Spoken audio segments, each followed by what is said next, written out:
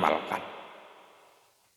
Nah, Abu Nuaim melihat seperti itu, ya, orang-orang sufi itu seperti itu, sehingga pendefinisiannya berbeda-beda karena disesuaikan dengan tingkatan, yaitu ahwalnya, di tingkatan ahwalnya, yaitu disesuaikan juga masing-masing itu ditentukan bagaimana mereka itu membersihkan hati.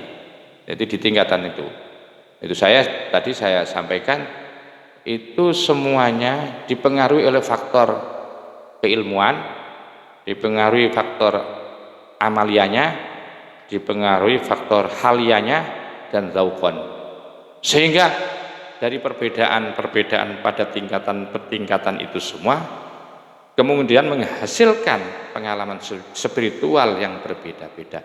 Dari pengalaman spiritual yang berbeda-beda itu kemudian beliau mendefinisikan masing-masing sesuai dengan pengalamannya, sehingga sulit untuk memadrid satu definisi, yaitu definisi tentang tasawuf itu sendiri. Untuk dimadrid menjadi satu kesimpulan, dimadrid menjadi sebuah definisi satu itu sulit, karena sisi-sisinya banyak, perspektifnya banyak sekali dan dipengaruhi oleh empat hal tadi. Sehingga Qailan Halim mengatakan, wakilah dan dikatakan innat tasawufa kada. Sehingga beliau menyimpulkan bahwa tasawuf itu sesungguhnya kada, kayak gini, kayak begini. Tasawuf itu seperti ini. Hanya dari situ itu faktado, maka kemudian diterapkan. Faktado artinya bahwa akhirnya seperti ini konsekuensinya.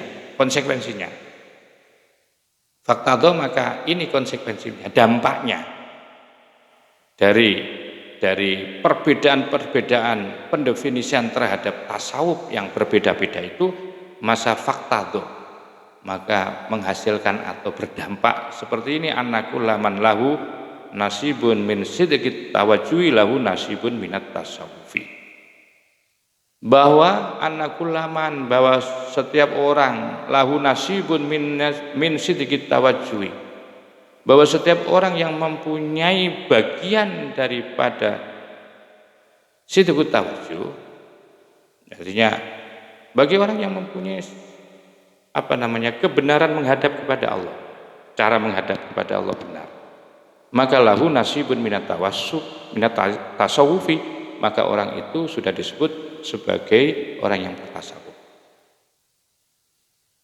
Jadi bagaimana cara menghadap kepada Allah?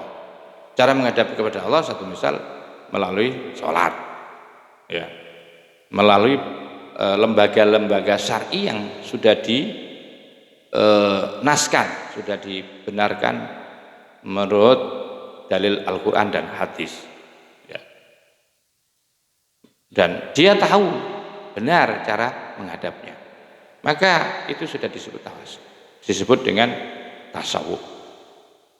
Orang sholatnya ingin mencari ridho Allah dan ikhlas, bukan karena riya, itu sudah masuk tasawuf. Karena benar tujuannya sholat itu apa? Mencari ridha Allah, menjalankan perintah Allah, ya, dan semuanya untuk Allah, ya, bukan niat yang lain-lain. Kalau niatnya sholat itu untuk dipamer-pamerkan, untuk diviralkan, tentu itu namanya tidak bertasawuf, karena salah, ya, tidak mempunyai yaitu kebenaran di dalam menghadap. Ada kesalahan cara menghadap kepada Allah. Selama orang itu memiliki pada jiwanya kebenaran menghadap dengan ikhlas, dengan ridho, dan dengan tawakal, semuanya yang ada di dalam akhlaknya qalbiyah itu, maka orang itu sudah disebut sebagai orang tasawuf. Karena wa anna tasawufa, dan sesungguhnya tasawuf, wa anna tasawufa kulli ahadin, dan sesungguhnya tasawuf setiap orang itu sidqut tawajjuhi, bertumpuh kepada tawajuh yang benar, menghadap yang benar. Cara menghadap kepada Allah itu bukan maksudnya dohirnya ndak, ya dohirnya iya, tapi juga disertai dengan niat yang tulus, niat yang ikhlas karena ibadah.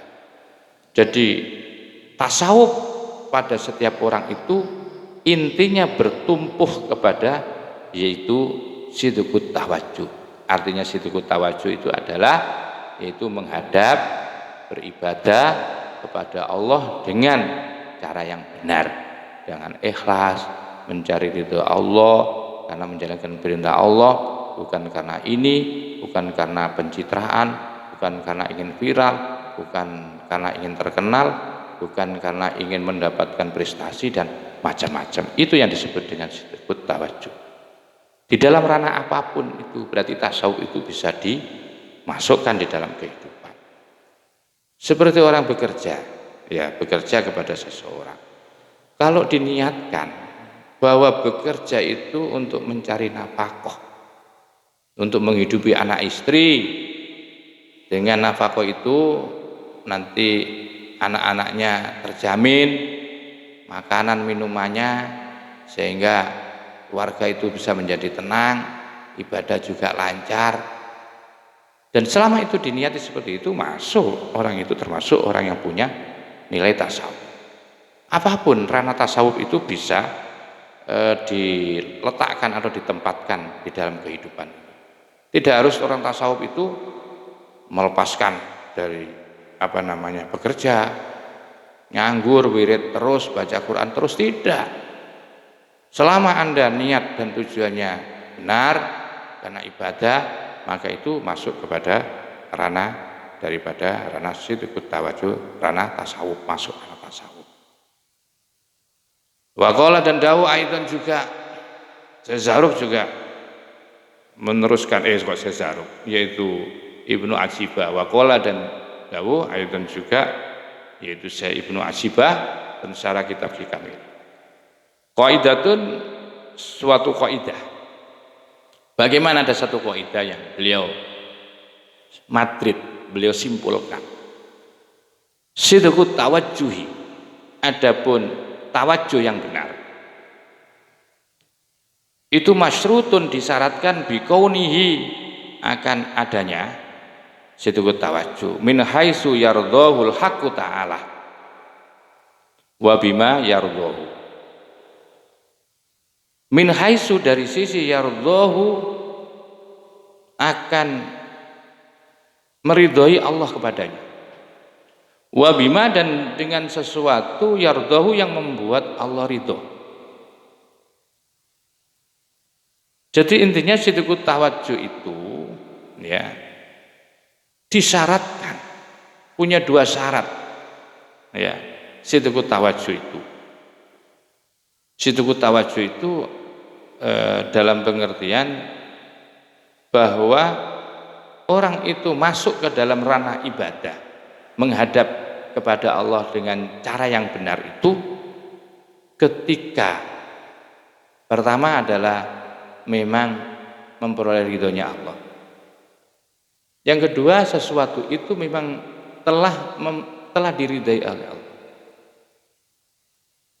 Jadi artinya bahwa begini maksudnya, min haitsu yardallah, di mana sesuatu itu diridai oleh Allah. Jadi Allah ridho lah, Allah ridho. Jadi satu misal, Allah membuat aturan sholat. Ya, Allah membuat aturan sholat, berarti Allah ridho membuat aturan sholat. Sholat itu kemudian dijalankan. Terus kemudian niat sampean adalah sidqut tawajjuh. Nah, sidqut tawajjuhnya itu ditempatkan kepada tempat-tempat di mana Allah ridho. Wa bima yardhahu, dan sesuatu yang membuat Allah ridho. Yang membuat Allah ridho itu ini masuk kepada ranah-ranah yang sosial. Biridhul haq, apa yang diridhoi oleh Allah itu secara kelembagaan, sholat, puasa, haji itu ya. Ya. Selama kelembagaan dalam bentuk sholat, saya bacakan seperti kelembagaan saja ya, seperti puasa, haji, itu kan sesuatu yang memang diperintahkan oleh Allah, diridhoi oleh Allah, sudah ditetapkan di dalam Al-Quran, ditetapkan di dalam hadis. Sidqut tawajuh masuk di situ. Jadi syaratnya sidqut tawajuh itu harus ada lembaganya, harus ada syariatnya, kan gitu, syariatnya. Harus sudah diatur oleh Allah sehingga diridhai oleh Allah. Jangan membuat lembaga sendiri, ya. Satu misal membuat sholat sendiri yang tidak diridhai oleh Allah, ya. Puasa ngarang, puasa di hari raya satu misal. Ya niatnya ikhlas karena Allah, ya. Tapi salah. Karena itu tidak ditetapkan oleh Allah. Puasa di hari raya. Ya. Satu misal lagi sholat setelah subuh satu misal. Allah tidak melegalkan itu. Nabi tidak melegalkan itu, sholat seperti itu. Anda karena khusyuk Anda itu tidak bisa. Jadi sidqut tawajuh itu juga harus ada tempatnya. Lembaganya jelas. Termasuk di dalam sholat. Itu ranah ibadah mahdhum. Wa bima yardau, dan sesuatu yang bila dilakukan itu menjadikan Allah ridho.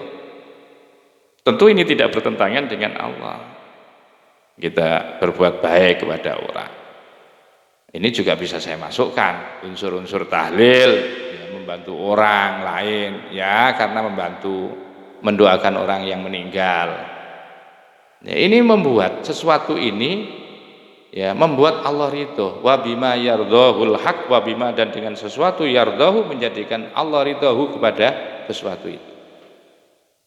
Ini tidak ditetapkan, tapi ada, tapi baik, dipandang baik, karena tidak menyakiti orang. Bahkan kalau orang tahlil itu kan membantu orang, ya, susah tidak dirasakan sendiri, tapi masyarakat, tetangga, orang-orang muslim yang seiman ini kemudian memberikan rasa susahnya itu menjadi berkurang, ya.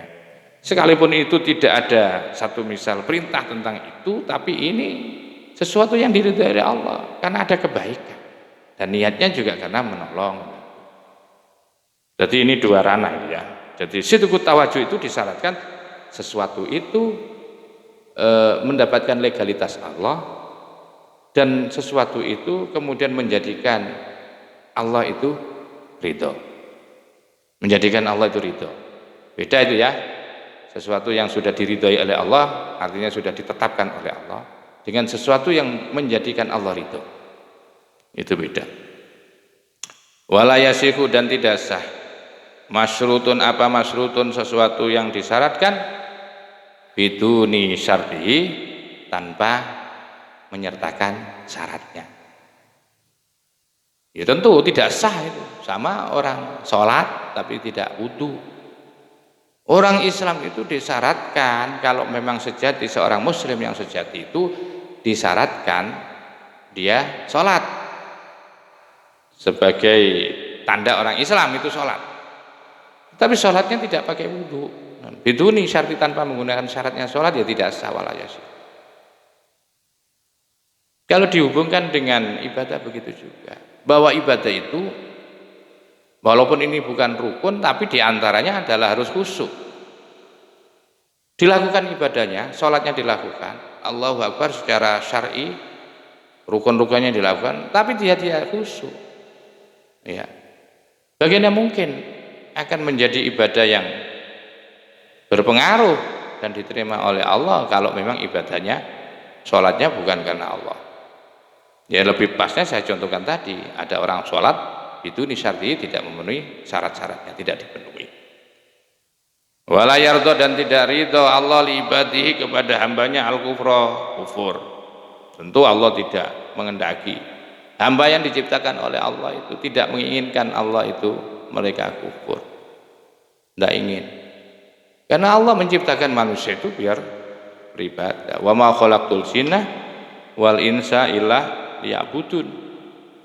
Dan saya menciptakan, wa ma khalaqtu, dan saya tidak menciptakan al jinna wal insa, jin dan manusia, kecuali untuk beribadah. Jadi Allah enggak senang, enggak ridho, enggak ikhlas kalau ada hamba di antara hamba-hambanya itu kufur. Falazima, maka wajib tahqiqul imani, yaitu mengaplikasikan iman dalam kehidupan. Artinya bahwa ibadah itu, amalia itu harus bertumpu kepada keimanan.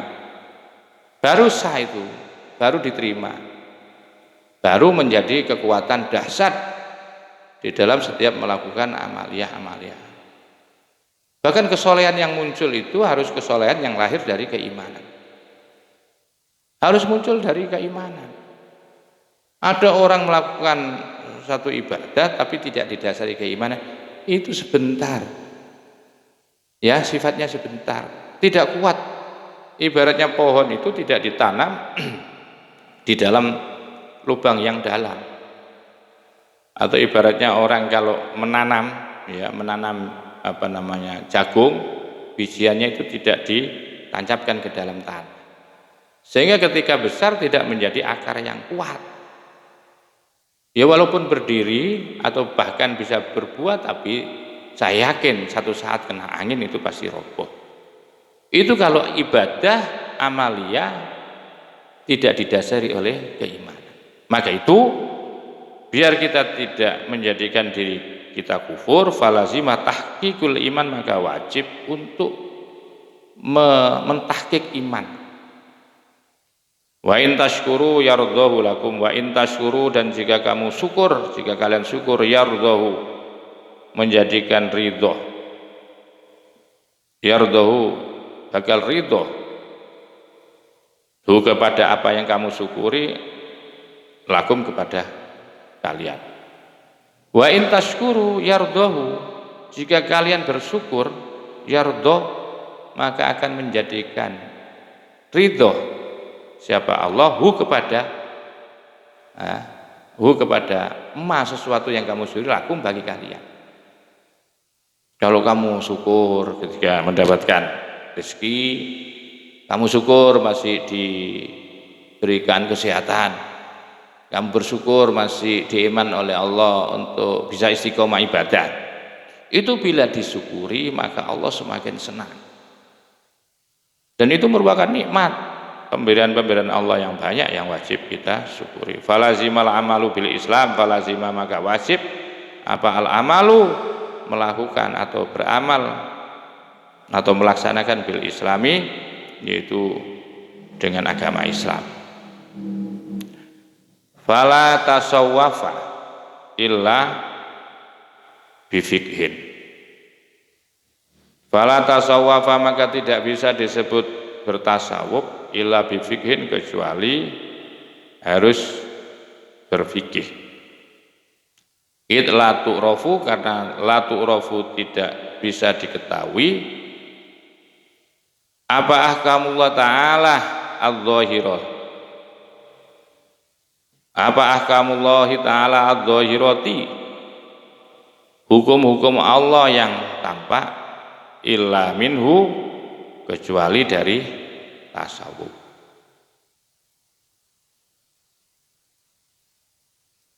Fala tasawwafa, maka tidak ada tasawuf illa bifikin, kecuali harus berfikir dulu. Karena apa? Karena hukum-hukum Allah yang nyata itu tidak akan bisa tampak illa minhu, kecuali dari melalui fikih itu. Jadi fikih itu harus menjadi syariat, menjadi kelembagaan orang-orang yang tasawuf. Maka itu tidak bisa disebut orang itu tasawuf kalau tidak melalui kelembagaan ibadah atau syariah. Memangnya tasawuf apa kayak gitu? Tasawuf apa? Atau misal berdiam diri di tengah hutan, ya, atau tidak pernah tidur sama sekali, dia tidak melaksanakan sholat, ditinggalkan sholat, cuma cukup eling saja, satu misal. Nggak bisa. Orang itu kalau mau zikir kepada Allah harus di ruang di mana setiap tempat atau setiap amalia itu sudah ditetapkan akan perintahnya oleh Allah. Atau misal di dalam sholat. Begitu. Wis gak usah fikih-fikihan, saya bertasawuf ya. Lari dari keramaian. Ya, lari dari keramaian. Pergi ke hutan, enggak sholat, enggak sholat, enggak puasa, enggak apa-apa, pokoknya hidup di hutan, wirid tok, enggak sholat, enggak apa. Enggak bisa itu. Harus dengan fikih. Harus ada kendaraan fikih yang dijadikan tempat berkendara oleh sufi biar tidak liar. Biar tidak halu. Ya, tidak liar, tidak halu. Pas itu. Seperti itu semestinya. Jadi makanya itu fala tasawwafa illa bifiqhin. Itla tu'rafu ahkamullahi ta'ala adz-dzahirah illa minhu. Bagaimana bisa diketahui hukum-hukum Allah kalau fikihnya tidak tampak? Bagaimana orang itu disebut orang yang takarub, orang yang bertakwa kepada Allah kalau tidak pernah kelihatan sholatnya, kalau tidak pernah kelihatan puasanya? Ya tentu disitulah kendaraan fikih harus kita jadikan kendaraan untuk sidqut tawajuh atau bertasawuf. Maka itu tidak bisalah seorang tasawuf, kalau tasawwafa tidak bisa bertasawuf orang itu kecuali harus berfikih. Ya kalau mau membersihkan hati itu melalui apa? Kalau tidak sholat, ya harus melalui fikih. Membersihkan hati, membersihkan dosa ya dengan sholat, dengan baca Al-Quran, dengan puasa. Itu yang saya maksudkan, lembaga syariahnya itu sudah dibuat oleh Allah. Makanya tidak bisa sempurna orang tasawuf itu kecuali harus dengan melalui kendaraan fikih. Ya, kendaraan fikih tidak bisa tanpa syariat, tidak bisa dibenarkan. Wala fikha, dan tidak ada fikih illa bitasawufi, kecuali juga disertai tasawuf. Begitu juga ibadah itu tidak akan pernah sempurna. Jangan hanya fikih saja, harus unsur tasawufnya itu juga harus dimasukkan. Harus dimasukkan unsurnya. Anda sholat, Allahu Akbar, bagus sudah, rukun, syarat rukunnya sudah bagus, tapi tidak disertai tasawuf. Tasawufnya itu apa di dalam sholat? Ya niat, harus niat ikhlas menjalankan perintah Allah. Tidak ada tendensi lain, tidak ada dawafi, tidak ada dorongan ad-dawafi al-khariji, tidak ada dorongan di luar itu yang masuk ke dalam hati, tidak ada intervensi lain di dalam jiwanya. Dia melakukan syariat, menjalankan ibadah, menjalankan kewajiban-kewajiban, kendaraannya syariat, tapi tanpa tasawuf. Bagaimana mungkin nilai itu akan bisa digapai? Maka itu kedua-dua ilmu itu harus kita pegang, jadikan dasar di dalam melangkah untuk meraih cita-cita besar menjadi orang yang bertakwa kepada Allah Subhanahu wa taala. Oleh sebab itu itla amala illa bisidqi tawajjuhin. Itla amala, karena apa? Tidak ada amalia illa bisidqi tawajjuhin, kecuali harus dengan tawajuh yang benar. Tidak disebut amal akhirnya. Tidak punya kualitas apa-apa, tidak punya pengaruh apa-apa, tidak ada hasilnya apa-apa dari amal yang kita lakukan kalau tanpa tasawuf. Karena sidqut tawajuh itu akan dicapai hanya dengan cara tasawuf itu tadi. Sidqut tawajuhnya itu ya hanya dengan bertasawuf. Lah, tasawuf itu harus duduknya ada di dalam syariah. Syariah harus diberi tasawuf. Biar apa? Biar amaliyah atau syariat yang kita kerjakan itu mempunyai nilai yang kuat. Biar sidqut tawajuh, ya, ini menjadi sidqut tawajuh, yaitu menghadap benar-benar benar menghadap kepada Allah, ya ini sidqut tawajuhnya itu masuk. Jadi kalau hanya sholat begitu, tapi tidak ada unsur-unsur sidqut tawajuh, tidak ada tasawuf, ya sudah, nggak bisa dibenarkan. Walahuma, dan tiada keduanya illa bi iman, kecuali dengan ditumpuh atau dikuatkan dengan iman. Tentu harus diarahkan. Sidqut tawajuh itu masih belum cukup tasawuf, belum cukup fikih, belum cukup tasawuf. Walahuma, dan tidak ada kecuali illa bi iman, kecuali